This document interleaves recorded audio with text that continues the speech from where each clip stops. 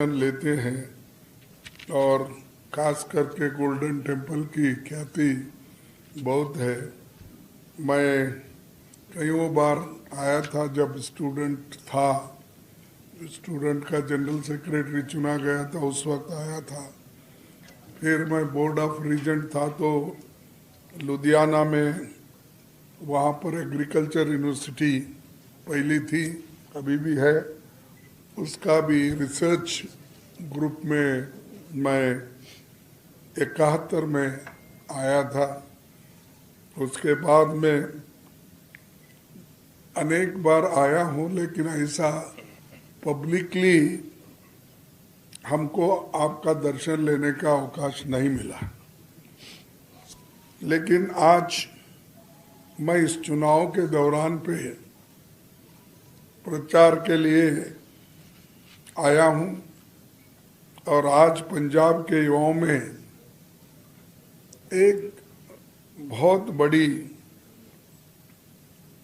मायूसी और फ्रस्ट्रेशन आया है, क्योंकि यहाँ पर नशे की लत पंजाब के भविष्य की सबसे बड़ी चुनौती बन गया है। इसी की वजह से पूरे राज्य में लॉ एंड ऑर्डर दिनों दिन बदतर होते जा रही है। गांव के गांव खत्म, खाली हो रहे हैं। किसान अपनी जमीन बेचकर अपने बच्चों को विदेश भेज रहे हैं, इस डर से कि वो नशे की लत में ना पड़े, और हर व्यक्ति पलायन करने को मजबूर है, क्योंकि रोजगार के कोई नए साधन उपलब्ध नहीं है। डिमोनेटाइजेशन और गलत जीएसटी ने पंजाब के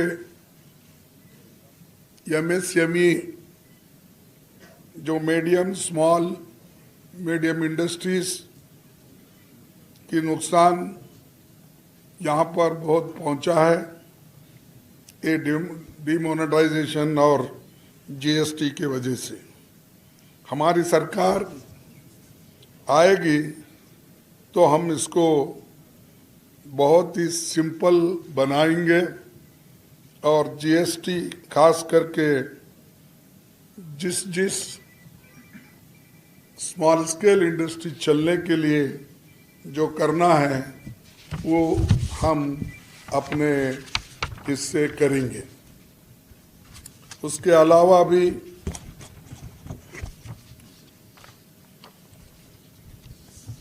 और इसके अलावा इंडस्ट्री मालिक को भी इनकम टैक्स अधिकारों द्वारा जो आज डराया धमकाया जा रहा है। और आप तो जानते हैं मोदी जी के पास, शाह जी के पास एक एक ऐसे हथियार है, उन हथियारों को उन्होंने उपयोग करके लोगों को सता रहे, चाहे वो ईडी हो, चाहे इनकम टैक्स हो, चाहे सीबीसी हो, चाहे सीबीआई हो। अनेक प्रकार के उनके पास हथियार है जिसका मिसयूज वो लोग कर रहे हैं। लेकिन आने वाली सरकार संविधान के तहत चलेगी और संविधान का ठीक ढंग से उपयोग करके जो तकलीफात है या जो लोगों को नुकसान हो रहा है वो नुकसान के लिए वो जो लोगों के लिए जो ऐसे कानून बनाए दर्दनाक, उनके बारे में भी हमारी गठबंधन सरकार सोच करके लोगों की परेशानी कम करेगी। पंजाब का तो अन्नदाता सबको मालूम है। यहाँ का किसान हालांकि देश के खासकर सबसे कम जमीन रहते हुए भी भौगोलिक दृष्टि से ये सबसे ज़्यादा उत्पन्न करता है, पंजाब और हरियाणा। और ये दोनों राज्यों से ही देश का पूरा अनाज भंडार खाने के लिए मिलता है। और इससे लोग हमेशा ये सोचते हैं कि उनको अच्छी कीमत मिले और उनके जो भी दाम हो, एमएसपी हो या गारंटीज हो, उनको होना चाहिए। उसके बारे में वो हमेशा इस चीज़ को ध्यान में रखते हुए उन्होंने बहुत से एजिटेशन किए और इस मौजूदा सरकार को, यानी अपने बीजेपी सरकार जो मोदी जी के नेतृत्व में है, उनके सामने पूरे किसान लोग अपने जो भी विषय है या जो भी डिमांड है वो रखे। लेकिन डिमांड रखने के बावजूद भी उन्होंने नहीं माना। जब किसान एजिटेशन शुरू करा तो उसमें कम से कम इतनी उनको तकलीफ दी कि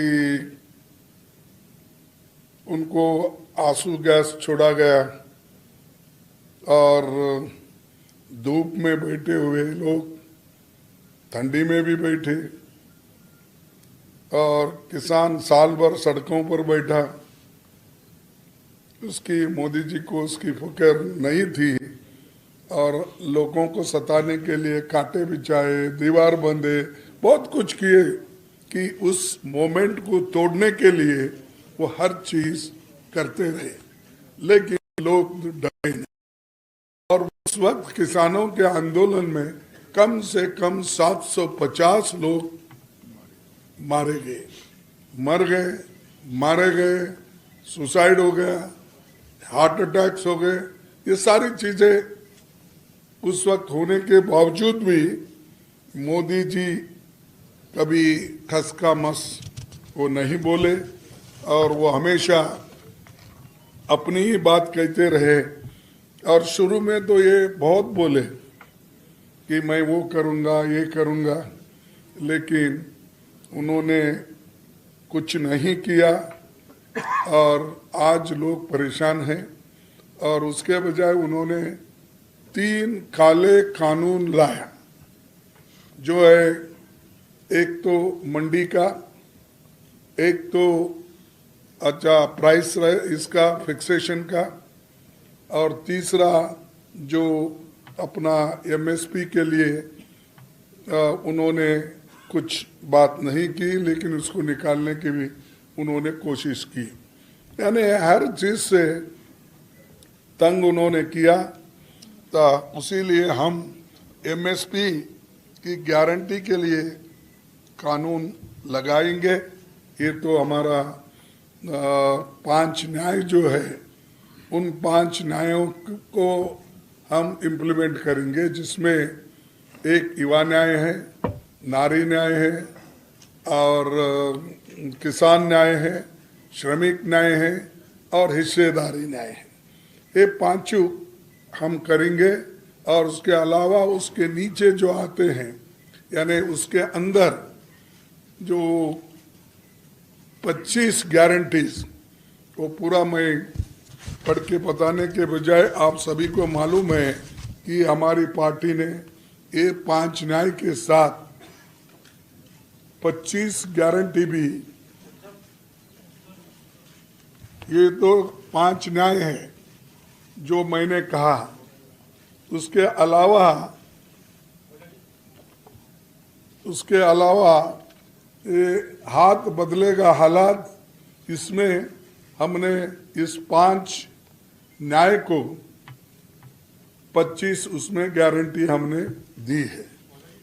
तो ये 25 गारंटी, उसके अलावा रिसेंटली हमने ये कहा है कि 10 केजी फ्री अनाज लोगों को हम देंगे और 10 केजी जो फ्री अनाज देने का वायदा हमने किया है। हम उड़ीसा और ट्राइबल एरिया में गए, बहुत से जगह मीटिंग्स हुई। तब जो गरीब लोग हैं खाने के लिए तरस रहे थे, तो उनकी हालात देखने के बाद उनके डिमांड के अनुसार हमने 10 केजी फ्री देने का हमारे एजेंडे में हमने रख दिया है। और वो उसको अगर हम ध्यान में लेंगे तो 6 हमारे न्याय हो जाएंगे। उसके अलावा जो क्रॉप इंश्योरेंस है, वो क्रॉप इंश्योरेंस की जो कंपेंसेशन मिलती थी वो बहुत दिन के बाद, और 1000 रुपये लेना इंश्योरेंस के लिए और 200 रुपये देना, ऐसा वहाँ का रिवाज है। और उन कंपनियों को ये बढ़ावा दे रहे, कौन? हमारे प्राइम मिनिस्टर। जब तुम लोग गलत लोगों को, कॉरपोरेट लोगों को, कंपनियों को ऐसा बढ़ावा देकर गरीबों का पैसा छीन कर अगर आप अमीर लोगों को और अमीर करते हो तो ये बहुत बड़ा अन्याय है। इसीलिए उसको हम 30 दिन में उसका भुगतान करने के लिए हम काम करेंगे।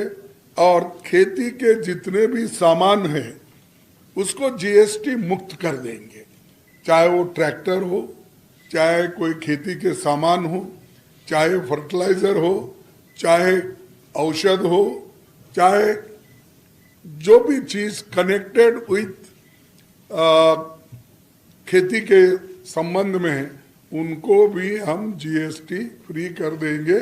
और इन्होंने पहले कहा कि मैं अगर आया तो किसानों को जीएसटी नहीं लगाऊंगा, मैं सस्ते दाम में दूंगा। ये सब बोलते बोलते वो बहुत आए, लेकिन उन्होंने कभी उधर ख्याल नहीं किया, उल्टा पैसे गरीबों से लूट कर उन्होंने करते गए। उसके बाद भी आपको मालूम है डीजल, पेट्रोल, एलपीजी और गैस ये भी बढ़ाए। तो हर चीज इनके जमाने में बढ़ते गई, कोई चीज कम नहीं हुई। फिर भी वो कहते हैं मैं सबका साथ सबका विकास कर रहा हूं, लेकिन मेरे ख्याल में, मैं तो पहले ही बोला, सबका साथ तो ले रहे हैं लेकिन सबका सत्यानाश कर रहे हैं आप, ये मेरा कहना है। क्योंकि आप जिसमें हाथ डाल रहे वो सब गरीबों के खिलाफ है, किसानों के खिलाफ है, युवाओं के खिलाफ है। तो फिर आप क्या, कौन सी अच्छी बात कर रहे हैं आप?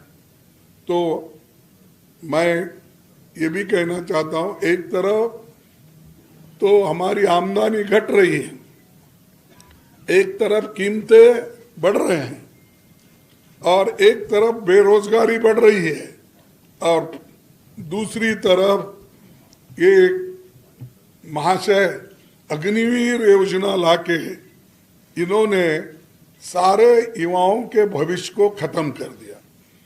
क्या मिलिट्री में जितनी भर्ती रिक्रूटमेंट होती थी उसको खत्म इन्होंने किया, और 4 साल के लिए इन्होंने अग्निवीर स्कीम लाकर लोगों को कहा कि ये अग्निवीर स्कीम जो है आगे डिफेंस में रिक्रूट करने के लिए आएगा।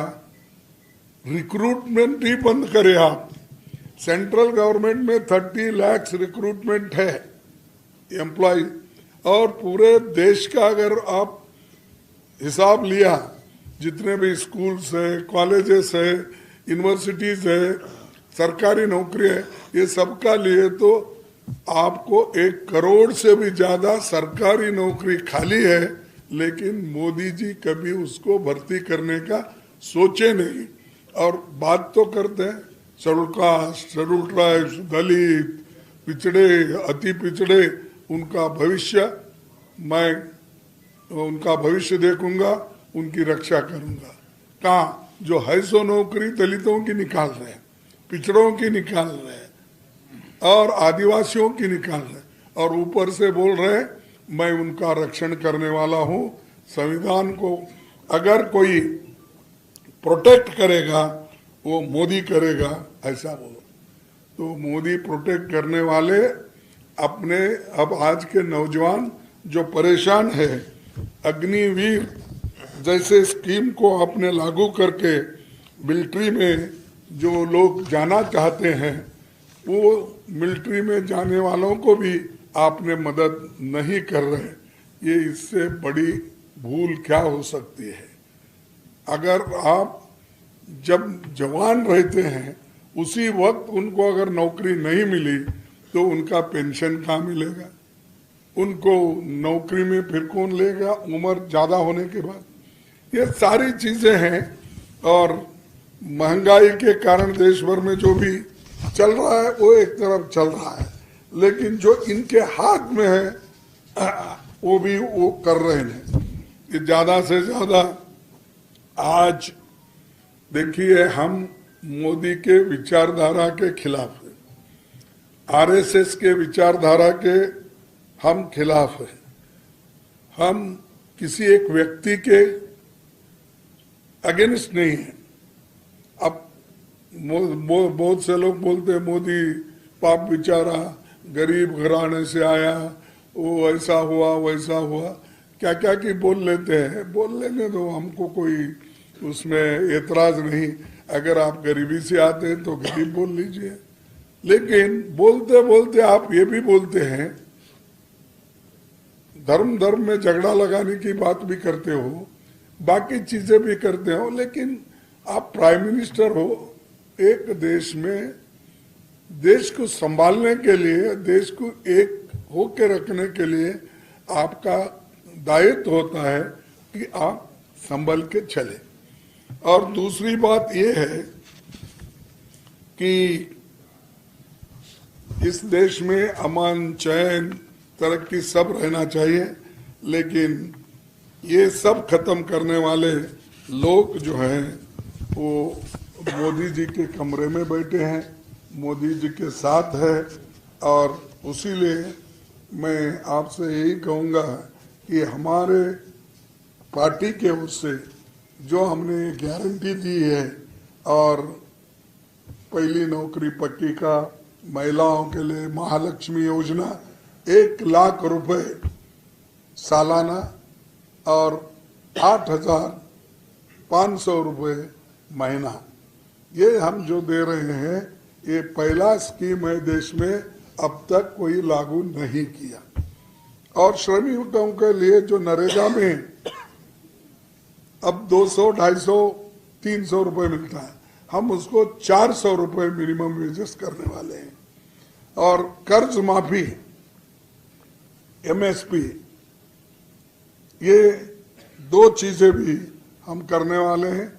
किसानों के कर्ज माफ, जैसा कि मनमोहन सिंह जी ने और सोनिया गांधी जी ने कर्ज माफ करने का एक उन्होंने स्कीम लाया, 72,000 करोड़ उन्होंने किसानों का कर्ज माफ करा। तो ये जो करने की हिम्मत होती है, ये सब मोदी जी हमेशा ज्यादा, मैं किस भाषा में बोलूं समझ में नहीं आ रहा, बातें ज्यादा करते हैं और काम कम करते हैं। तो हमारा, मैं ये कह सकता हूं कि बीजेपी का 100 बकना मनमोहन सिंह का 1 करना बराबर है, बराबर है। क्योंकि गपचुप करते हैं वो, कभी किसी को मैंने ये किया, मैंने वो किया, कभी नहीं बोले। अगर पहाड़ खोद के चुबा भी निकाले तो देखो ये चुबा निकाला, मैं वहां से बोलते। तो ये इनकी आदत है।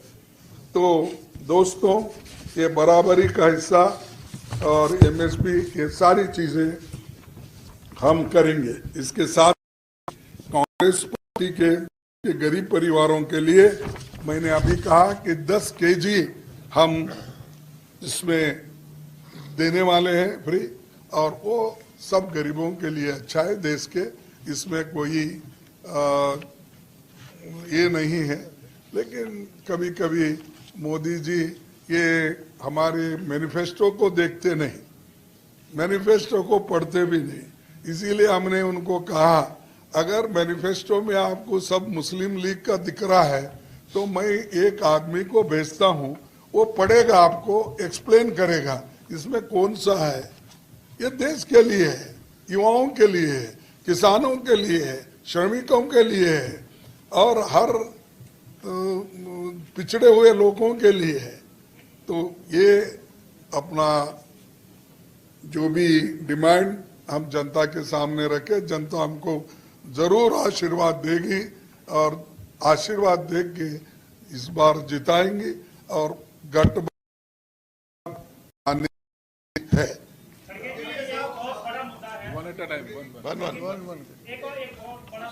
देखो ये जो है गठबंधन सरकार आएगी और हम ये जो आपके सामने रखे हैं मुद्दे वो हम अनुष्ठान में लाएंगे। एक सवाल था, जैसे आपने पंजाब के जो मुद्दे हैं वो बताए हैं, किसानों का मुद्दा है, चाहे वो नशे का मुद्दा है, चाहे किसानों के बच्चे बाहर जा रहे हैं, लेकिन एक मीडिया का बहुत बड़ा मुद्दा है कि जब मीडिया ये खबर चलाता है अपने टीवी पे, अपने यूट्यूब पे चलाता है तो उसको बैन कर दिया जाता है, FIR दर्ज की जाती है, रिपोर्टर के साथ बदतमीजी की जाती है, उस पर आपका क्या कहना है?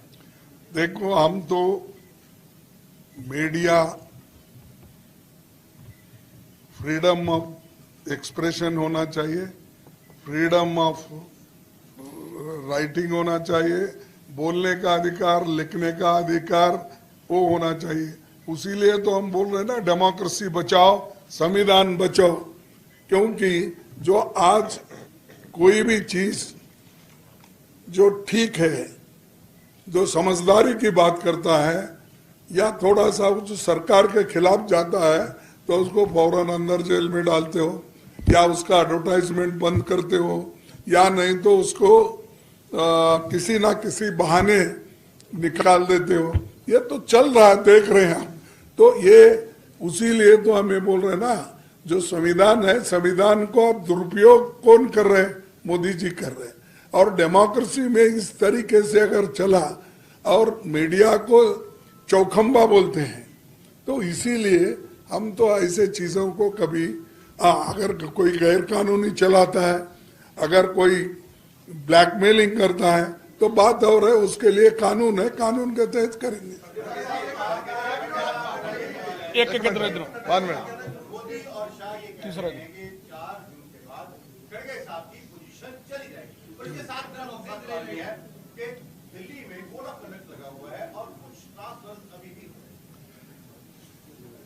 वही मैं बताना चाहता था। देखिए मेरे पास तो लिस्ट है, यानी मोदी जी बोलते कैसे हैं और चलते कैसे हैं। और उन्होंने, मैं पिछले का नहीं बोलने जाता हूँ, रिपीट होके आपको भी बोर हो जाएगा। 15 लाख का भी बोले, 2 करोड़ का भी बोले, डबल इनकम बोले, फलाना बोले, ये सब उनके जो सत्यवाणी है वो तो है, निकली, लेकिन वो सब झूठ बन गया।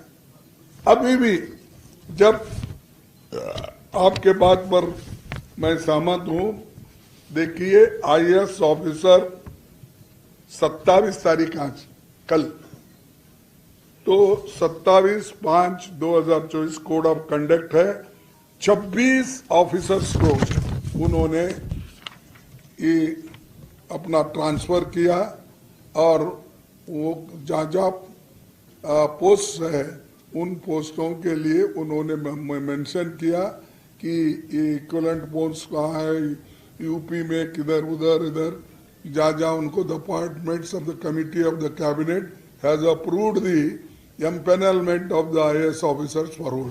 तो कोई फेवर नहीं करना, ये इलेक्शन के वक्त कोड ऑफ कंडक्ट रहता, तो इसीलिए तो कर्नाटक के बहुत से इंजीनियर्स लोगों का पोस्टिंग और प्रमोशन रुका है। और ये हमारी सरकार यहाँ की कानून से चलने वाली, संविधान के तहत चलने वाली और CEC यानी इलेक्शन कमीशन के डायरेक्शन पर चलने वाली ये काम की है। नहीं सुनो, और एक उन्होंने ये भी ऑर्डर निकाला, वो भी अपॉइंटमेंट्स कमेटी का, कैबिनेट का, वो 5 लोगों का है, ये भी कल ऑर्डर निकला गया है। और तीसरा जो सेक्रेटरी डिपार्टमेंट डिफेंस रिसर्च, इसका भी एक्सटेंशन हुआ। ये सारी चीजें नहीं वो तो होने दो, ये चीजें तो उन्होंने कर रहे हैं। अब मोदी जी को नहीं, शाह साहब को फिक्र है ज्यादा मेरी तो, अरे ठहरो, शाह साहब आज देखा, मैं भी पेपर में पढ़ा कि वो बोल रहे हैं कि खरगे साहब की नौकरी चले जाएंगी 4 तारीख के बाद, यही ना। मैं जो पॉलिटिक्स में आया हूं वो नौकरी करने के लिए नहीं आया, मैं सेवा करने के लिए बचपन से पॉलिटिक्स में हूं। मोदी की जितनी एज है उतना एज मेरा बचपन से सर्विस करने में, पॉलिटिक्स में, और एमएलए एमपी बन के मैं हूं आज तक। तो वो क्या बोलते, कैसा भी है उनका जॉब खाली होने वाला है, मेरा जॉब चले जा रहा ना, ठीक बोल रहे वो, मेरे जा रहे वाला है और उनका खाली होने वाला है, तो वो सब जॉब्स हमको मिलेंगे, फिर उसमें देखेंगे। एक मिनट दूसरा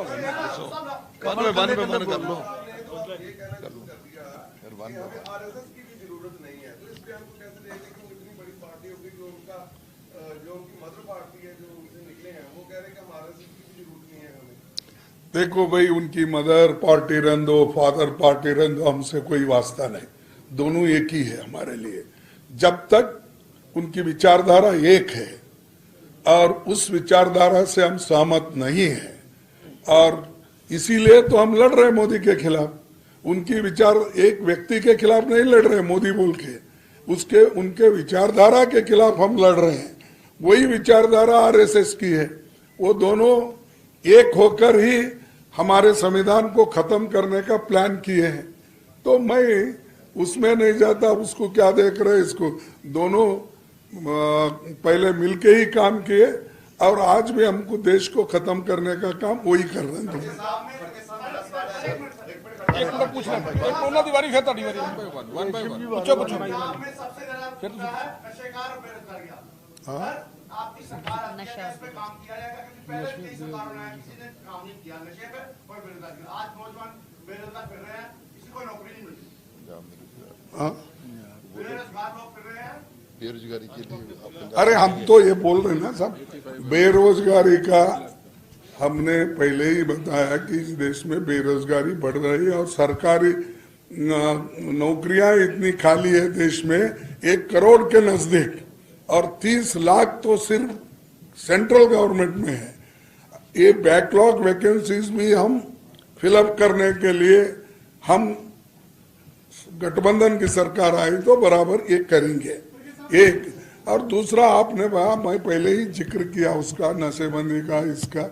देखिए, ये है संविधान कितना भी अच्छा हो, अगर संविधान को चलाने वाले लोग अगर खराब होते हैं, वैसा ही सरकार को चलाने वाले लोग अगर खराब हो जाते हैं तो ऐसी चीजें बढ़ते जाती है। संविधान अगर कितना भी खराब हो, अगर अच्छे लोग उसको है मिले तो अच्छा होता है। तो ये बाबा साहब अम्बेडकर ने कहा, वो बात मैं आपके सामने रख रहा हूँ। लेकिन हमको जरूर, आप बोले जैसा, युवाओं को इससे बचाना है और इसके लिए हमको डट के मुकाबला करना है, हम जरूर करेंगे इसके बाद। रेशम लड़े किधरों नहीं दबाया जा रहा है, जहाँ की जो पंजाब गवर्नमेंट है उन्होंने सबसे बड़ी अखबार अजीत न्यूज़पेपर के खिलाफ मुकदमा दर्ज करवा दिया है, जो चीफ संपादक साहब है हमारे। नहीं, देखिए, मैं तो सारे जगह फिर रहा हूँ, मैं जो देख रहा हूँ तो सरकार जहाँ जहाँ मीडिया को दबाती है, और कई बार मीडिया भी, जो मीडिया के जो घराने हैं, बड़े बड़े अमीर कॉरपोरेट, उनके खिलौने भी है। छोटे मोटे पेपर तो अलग, सब टीवी, अब एक एक टीवी अगर आप देखेंगे 17 टीवी चैनल के मालिक है एक ही, और सब मिला के देश में 4-5 लोग 100 टीवी के 100 चैनल से ऊपर खरीदे हैं। तो अपने व्यू देने वाले, अपने सबको दबाने वाले इंडिपेंडेंट जो है टीवीज, और ये उसको तो ये लोग चाहते नहीं उनके व्यूज को। तो इसलिए मेरा कहना ये है कि जब तक अच्छी बात को अच्छी नहीं कहेंगे और बुरी बात को बुरी नहीं कहेंगे, तब तक ये ऐसा लोग दबाते रहेंगे। एक minute blue shirt last Garg साहब लास्ट है। ये देखिए, अगर ऐसी मेरे तरफ से अगर मैं बोलते गया तो अभी शुरू किए शाह कि हम जीतने के बाद ये लोग बोलेंगे मशीन में गड़बड़ी हो गई इसलिए जीत। तो हम फेस तो कर रहे हैं, लेकिन किस बेसिस पे वो कहते हैं कि हम 400 पार। अरे तुम्हारा अस्तित्व तमिलनाडु में नहीं, आपका अस्तित्व केरला में नहीं है, आपका अस्तित्व तेलंगाना में नहीं है, आपका अस्तित्व कर्नाटक में 50-50 है, आप कमजोर महाराष्ट्र में हो, हर जगह कमजोर हो, और वेस्ट बंगाल में भी आप लड़ाई में हो, उड़ीसा में भी आप लड़ाई में हो, तो कहां से आ रहे भी आपके सीट 400 पार? जो हमारा एक सीट था कर्नाटक में, उस जगह हम 10-15 ला रहे हैं। तेलंगाना में हमारे 2 थे, हम वहां पर 8-10 से ज्यादा ला रहे हैं। और हर जगह आप ऐसा हिसाब निकालेंगे तो हम 0 से ऊपर आ रहे हैं, तो वो आप ही के आएंगे ना, हमको किसके आएंगे? क्या ऊपर से आएंगे? तो जब आपके घट रहे हैं, हमारे जब बढ़ रहे हैं, तो इसका मतलब ये है कि वो 400 पार तो छोड़िए, वो बकवास है, लेकिन वो सरकार बनाने के काबिल भी नहीं, 200 के ऊपर वो जाएंगे नहीं। गर्ग साहब लास्ट क्वेश्चन प्लीज गर्ग साहब सर, गर्ग साहब सीनियर, गर्ग साहब करो तो। अरे ये बोलो ना अभी, क्या शाम तक गर्ग साहब बोलो यार, गर्ग साहब ने बोल रहे हो, गर्ग जी बोलो प्लीज, भाई गर्ग जी बोलो हर जीत से होके गर्ग जी बोलो इंडिया की गर्ग जी सबसे राणा जी बताइए, सबसे सीनियर गर्ग जी।